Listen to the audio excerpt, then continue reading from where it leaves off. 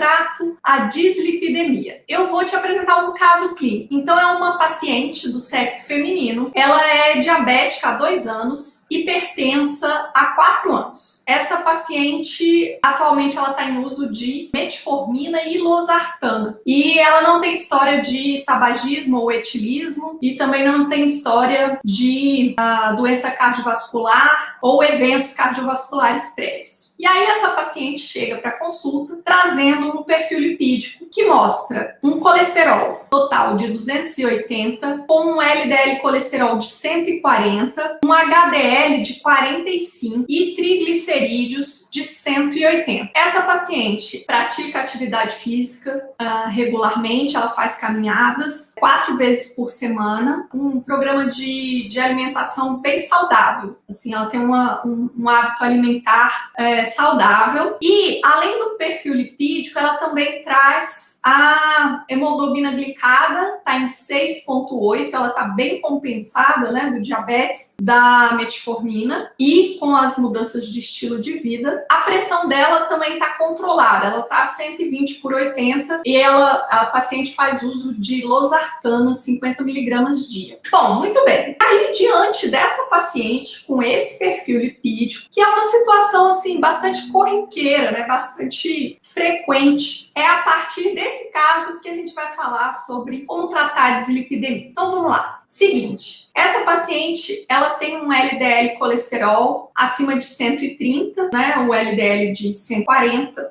Então, só por aí a gente já pode caracterizá-la como portadora de alteração, né, de perfil lipídico.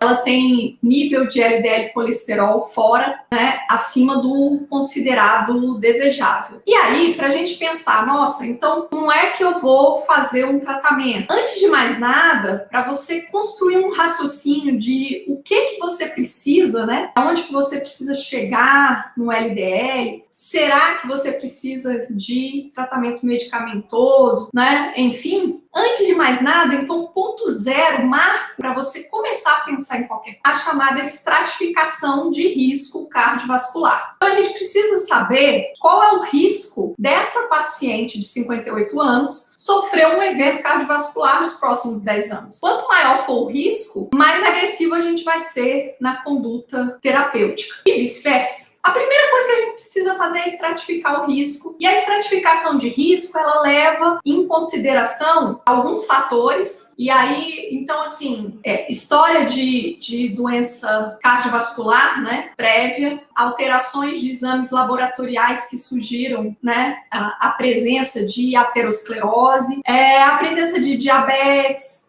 os níveis pressóricos, a prática de tabagismo ou não, se o paciente trata, né, hipertensão ou não. Enfim, tem uma série de fatores. A idade do paciente também é um fator. Então, a gente tem uma lista de fatores que vão ser importantes para você estratificar o risco do seu paciente. Com vistas a facilitar, né, esse cálculo para a estratificação de risco, a Sociedade Brasileira de Cardiologia, junto com a Sociedade Brasileira de Diabetes, junto com a SBEM, né, Sociedade Brasileira de Endócrino, elas se reuniram e criaram uma calculadora que estratifica o risco. E essa calculadora está disponível online, então é só você ir lá no site da Sociedade Brasileira de Cardiologia, na parte de departamentos, é só você procurar, colocar lá na busca, calculadora de estratificação de risco cardiovascular. E aí ela já aparece para você, ela foi atualizada em 2020. O que acontece? Aí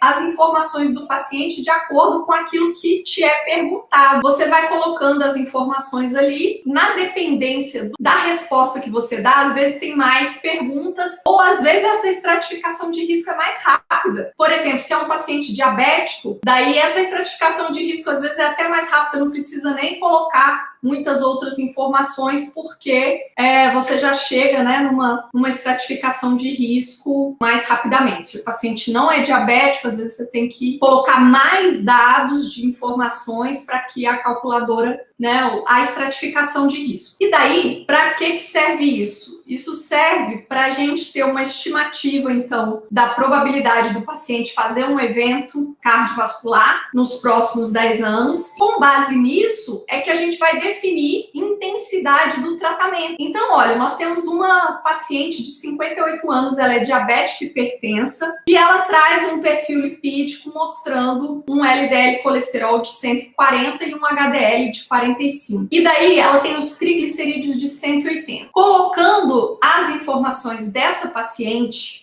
pelo fato dela ser diabética, ter mais do que 56 anos, ela tem 58, então automaticamente ela já cai alto risco cardiovascular. Então a estratificação dela foi de alto risco. E aí, para os pacientes que são de alto risco, a nossa meta vai ser reduzir acima de 50%, reduzir mais do que 50% o valor do LDL colesterol dela. Então, como ela tinha um LDL de 140, a minha meta vai ser um LDL abaixo de 70. Como que eu vou fazer isso, né? A gente vem ferramentas terapêuticas da hipercolesterolemia, né? E aí, o que acontece? A gente tem as estatinas como as principais drogas para tratamento da hipercolesterolemia. Isso porque a gente já tem conhecimento, né? Comprovação dos benefícios do tratamento com estatinas. As estatinas, elas têm a habilidade de reduzir o LDL colesterol. Elas também promovem redução dos triglicerídeos, né? Em associação do efeito sobre o LDL colesterol. E as estatinas reduzem eventos cardiovasculares significativamente.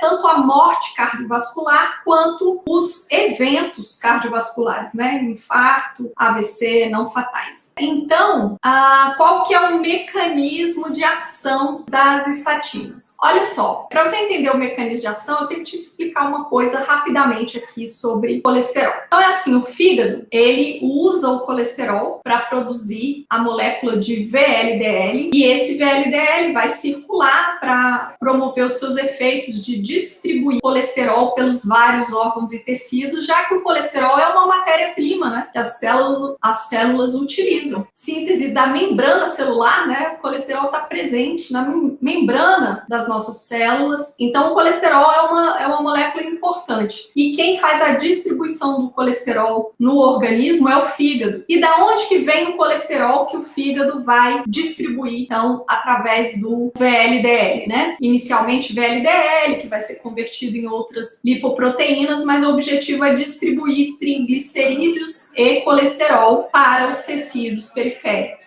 Então, da onde que o fígado pega colesterol? Aí a gente tem três fontes, né? Três possibilidades. Uma, o colesterol proveniente da dieta. Então, a gente se alimenta, absorve colesterol da dieta e esse colesterol vai chegar lá no fígado. 2, síntese hepática de colesterol. O próprio fígado sintetiza moléculas de colesterol. E 3, reaproveitamento do colesterol que o fígado recolhe. Aquele colesterol que sobra, né? Porque o colesterol é distribuído nos vários tecidos e vai ter uma sobra. Aquela sobra retorna lá para o fígado. O fígado também vai reaproveitar. São essas três fontes do colesterol ali no fígado. E aí, como é que o fígado sintetiza moléculas de colesterol? Então, tem uma enzima chave na síntese de colesterol lá no fígado. Essa enzima é chamada HMG-CoA redutase. Ai, meu Deus, que nome grande. Pois é, o nome é esse, HMG-CoA redutase. E essa enzima ela é crítica na síntese de colesterol ali dentro dos hepatócitos. E aí, olha só que interessante. As estatinas, elas inibem essa enzima. Se existe uma inibição dessa enzima, a gente vai ter diminuição da síntese de colesterol lá dentro do fígado. Se diminui a síntese de colesterol no fígado, que esse hepatócito faz, automaticamente a gente vai ter um estímulo para os receptores de LDL colesterol, eles captarem mais o LDL que sobrou dos tecidos para que o hepatócito possa utilizar. Porque assim, se o hepatócito não está conseguindo fazer novas moléculas, né, de colesterol, então automaticamente essa célula vai tentar recuperar mais colesterol lá dos tecidos periféricos. Então, quando a gente usa uma estatina, a gente está inibindo a síntese hepática de colesterol e com isso a gente está estimulando o fígado a captar e metabolizar o LDL colesterol da circulação. O que vai acontecer? Como resultado, o LDL circulante vai diminuir, que é o que a gente quer. A gente quer diminuir o LDL colesterol, né, circulante. Através desse mecanismo,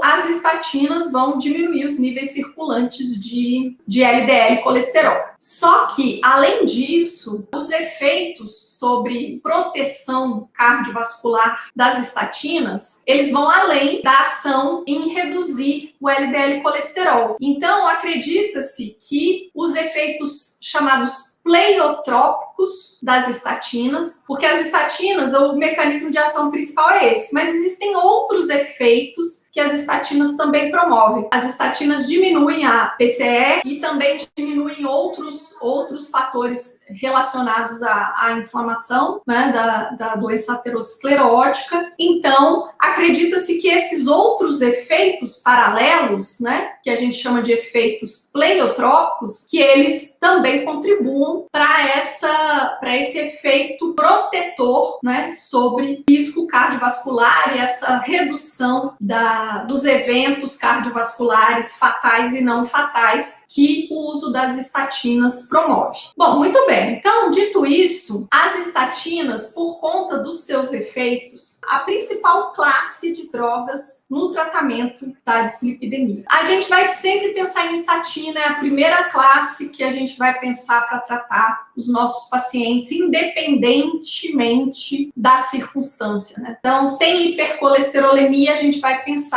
em um primeiro momento em usar as estatinas. E aí, o que a gente vai ter? Se a nossa paciente ela foi estratificada como alto risco, e a gente já sabe que as estatinas, a gente tem várias, né? Várias drogas que são da classe das estatinas, e elas têm potências diferentes. Reduzir o LDL colesterol. Como a nossa paciente foi estratificada como alto risco, então a gente vai precisar usar uma estatina de alta potência para tratar a dislipidemia da paciente. O que é a estatina de alta potência? Ou é a rosuvastatina em doses altas, né, de 20 a 40 miligramas dia, ou é a atorvastatina de 40 a 80 miligramas dia, ou então é a associação de estatina ezetimiba. É usado na dose de 10 miligramas, né? E a estatina pode ser uma atorvastatina, pode ser uma simvastatina. Existem combinações, né, com diferentes drogas que são da classe das estatinas. Então, como é que funciona esse tratamento? Para essa minha paciente, uma mulher de 58 anos, diabética e hipertensa, com LDL colesterol de 140. Eu quero baixar esse LDL colesterol para menos de 70. E aí, para fazer isso, eu vou precisar de uma estatina, então, de alta potência. Escolhi fazer para essa paciente rosuvastatina 20 miligramas. E daí, como é que a gente faz isso? As estatinas, elas são administradas em dose única, né? As estatinas de alta potência, elas têm uma meia-vida mais prolongada, que seriam a rosuvastatina e a atorvastatina. Essas estatinas, elas podem ser administradas a qualquer hora do dia. No entanto, as outras estatinas, que têm potência menor, elas têm uma meia-vida mais curta. E daí, é interessante a gente administrar à noite para coincidir, né, com o período de maior síntese de colesterol no fígado. As demais estatinas, exceto rosuva e atorva, devem ser administradas à noite. E aí, culturalmente, os médicos acreditam que, não, estatina é à noite, então acaba prescrevendo sempre à noite. Mas é importante lembrar que isso não é necessário nem para rosuva, nem para atorva. Isso só é necessário para as demais estatinas. A rosuvastatina, o ezetimibe, eles são autorizados para uso a partir dos 6 anos de idade. Então, mesmo para crianças, né, com hipercolesterolemia familiar, né, que às vezes a gente tem que iniciar o tratamento, né, o quanto antes. Então, essas drogas podem ser utilizadas a partir dos 6 anos de idade. A atorvastatina é autorizada a partir partir dos 10 anos. Mas aqui a gente tem uma paciente de 58 anos. Prescrevi, né, para ela rosuvastatina 20 miligramas. É sempre interessante, antes de iniciar o tratamento com estatina, a gente ter as dosagens de CPK e transaminases. Por quê? Porque quais são os efeitos adversos que as estatinas podem dar? Os mais comuns são mialgia, fraqueza muscular, às vezes cãibras. Agora, os efeitos colaterais mais graves seriam hepatite, miosite, rabdomiólise, né, que é uma complicação grave. É interessante a gente ter as dosagens basais de CPK e de transaminases antes de iniciar. Essa paciente tinha, porque ela tinha um perfil extenso de exames laboratoriais, né? Incluindo a função hepática, a CPK. Como é que a gente faz? Se o paciente tiver sintomas leves, né, de mialgia, fraqueza, etc., em geral a gente não vai precisar suspender o tratamento. Se houver elevação significativa das transaminases, quer dizer, acima de 3 vezes o limite superior da referência, aí a gente vai individualizar, verificar se é um paciente de risco, né, complicação mais grave para uma evolução, para hepatite, enfim. E aí a gente pode ou suspender ou reduzir a dose na dependência da individualização, e aí algumas semanas depois tentar retomar o tratamento. Então a gente pode manejar isso. Se o paciente tiver discretas elevações de transaminases ou de CPK, né, menos do que 3 vezes para as transaminases e menos do que 4 a 5 vezes a CPK, não há necessidade de suspender o tratamento, né? Vai ser importante investigar outras causas também para essas alterações laboratoriais, mas o tratamento pode ser mantido. Individualizando também, porque às vezes você pode optar por reduzir um pouco a dose, observar e algumas semanas depois retomar o tratamento, enfim. É isso que você tem que monitorar em relação aos riscos, né, com o tratamento com estatina. Uma vez que você iniciou o tratamento hoje, quando é que você vai reavaliar o perfil lipídico? Essa é uma boa pergunta, hein? Então, você vai reavaliar pelo menos um mês. Quando a gente indica mudanças no estilo de vida para o paciente, né, quando a gente não vai fazer terapia medicamentosa para uma dislipidemia, daí a gente tem que esperar pelo menos 3 meses, porque o tempo para se observar o efeito, né, das mudanças alimentares e da prática de exercícios é um tempo mais prolongado. De tratamento medicamentoso, aí 1 mês é prazo suficiente. Na verdade, de 4 a 6 semanas, né, é o prazo para que o tratamento tenha o seu efeito pleno. Então, assim, com pelo menos 1 mês, o momento de você reavaliar. Então, você entrega a prescrição para o paciente, olha, rosuvastatina, 20 miligramas, tomar um comprimido por dia, uma solicitação de um perfil lipídico para dali a pelo menos 30 dias. E a monitorização de transaminases e de CPK, não é necessário ficar fazendo rotineiramente em todas as consultas, né? Mas você pode reavaliar e é interessante fazer isso pelo menos no início do tratamento, lembrando que efeitos colaterais costumam acontecer nos primeiros meses de tratamento, o risco é maior. Então, a monitorização deveria ser dessa forma. Beleza, então você já sabe, daqui a 1 mês eu quero rever o perfil lipídico da minha paciente e se o LDL colesterol não estiver abaixo de 70, eu vou precisar rever a minha conduta. E daí o que eu posso fazer? Eu posso aumentar a dose, né? Como eu prescrevi 20 miligramas de Rosuva, eu ainda tenho a chance de aumentar a dose. Mas lembrando, se a gente dobra a dose da estatina, por exemplo, eu passo a Rosuva de 20 para 40 miligramas, vai induzir uma redução adicional do LDL colesterol em apenas 6%. Então, só vai funcionar eu dobrar a dose se o meu LDL estiver próximo da meta. Senão, isso não vai funcionar. A outra alternativa que a gente tem é associar o ezetimibe, né, que pode sim promover uma redução adicional do LDL colesterol, que é significativa, né, que você pode conseguir atingir a meta do LDL colesterol, né, com a associação com o ezetimibe. E esse tratamento, né, é um tratamento interessante você associar a estatina com o ezetimibe, porque o ezetimibe, qual que é o mecanismo de ação dele? Ele inibe a absorção intestinal de colesterol, enquanto que a estatina diminui a síntese hepática do colesterol. E o fato é que o uso dessas duas drogas combinadas parece ter um efeito somado. Por quê? Porque a inibição da síntese hepática de colesterol parece também contribuir para a diminuição, absorção intestinal e vice-versa. Essa combinação é uma combinação bastante interessante que os estudos demonstram redução, eventos e desfechos cardiovasculares. Você já tem uma ideia aí de como você vai conduzir a sua paciente se ela foi estratificada como de alto risco. Mas aí você pode me perguntar, poxa, beleza, Monalisa, mas e se a estratificação de risco tivesse vindo como um risco intermediário? Bom, se fosse um risco intermediário, por exemplo, se essa paciente não fosse diabética, se ela tivesse, sei lá, ao invés de 58, ela tivesse 48 anos, por exemplo, daí a estratificação dela ia cair em risco intermediário. E a gente conduz, né, o paciente quando ele é classificado como risco intermediário. Aí a gente vai querer reduzir o nível do LDL colesterol 30 a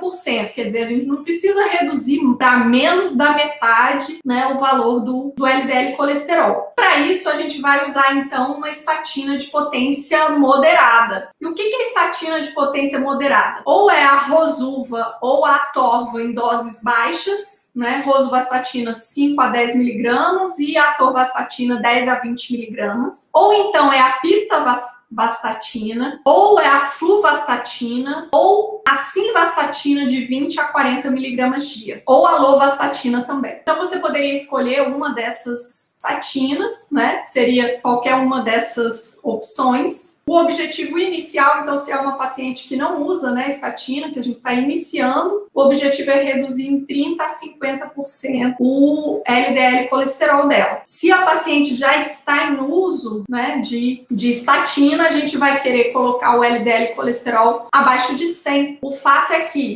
e sempre, né, não esquecer de forma nenhuma, que vai ser sempre necessário estimular as mudanças de estilo de vida, né? É muito importante a associação com dieta e exercício físico, né, que vão contribuir para o controle do perfil lipídico. E daí, o que acontece? Beleza, aí você fala, que ótimo. Mas e se eu tiver um paciente, uma hipercolesterolemia familiar, ele tem um colesterol LDL de 200, 240, sei lá, ou às vezes até mais que isso, né? Como é que eu vou fazer para tratar esse paciente? A gente vai ter, né, lugar e oportunidade de pensar no uso dos inibidores da PCSK9, né? Então, o que é isso? Pera, calma.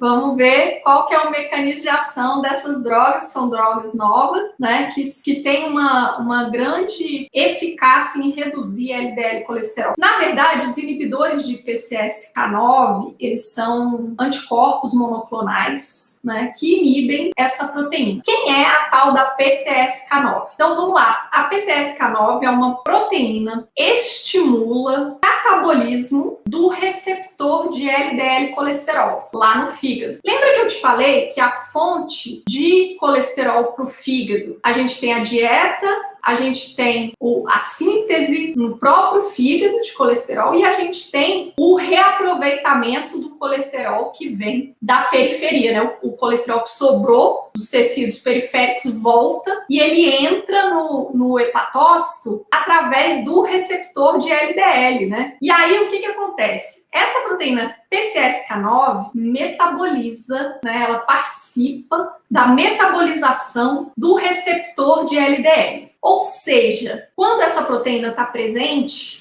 esse fígado ele tem menos receptor de LDL. Se ele tem menos receptor, ele consegue captar menos LDL que vem da periferia. Essas drogas que são inibidoras, né, da PCSK9, elas vão inibir essa proteína e com isso o hepatócito vai ter mais receptor de LDL. Tanto esse fígado fígado vai ter mais capacidade de captar o LDL colesterol da periferia e com isso os níveis circulantes de LDL colesterol vão cair. E olha, caem significativamente. A redução do LDL colesterol com o uso dos inibidores de PCSK9 é de 60% a 70%. E além de reduzir o LDL colesterol, essas drogas também reduzem a lipoproteína A. Exatamente, que é uma coisa que praticamente nada, né? Não há nada que reduza a lipoproteína A. Não havia até surgirem os inibidores de PCSK9, que são drogas capazes de reduzir os níveis circulantes da lipoproteína A, uma lipoproteína sabidamente aterogênica, né, e associada a maior risco de eventos cardiovasculares. E além disso, essas drogas também aumentam o HDL colesterol, que é coisa também difícil de acontecer com as drogas, né, os demais tratamentos para dislipidemia. O uso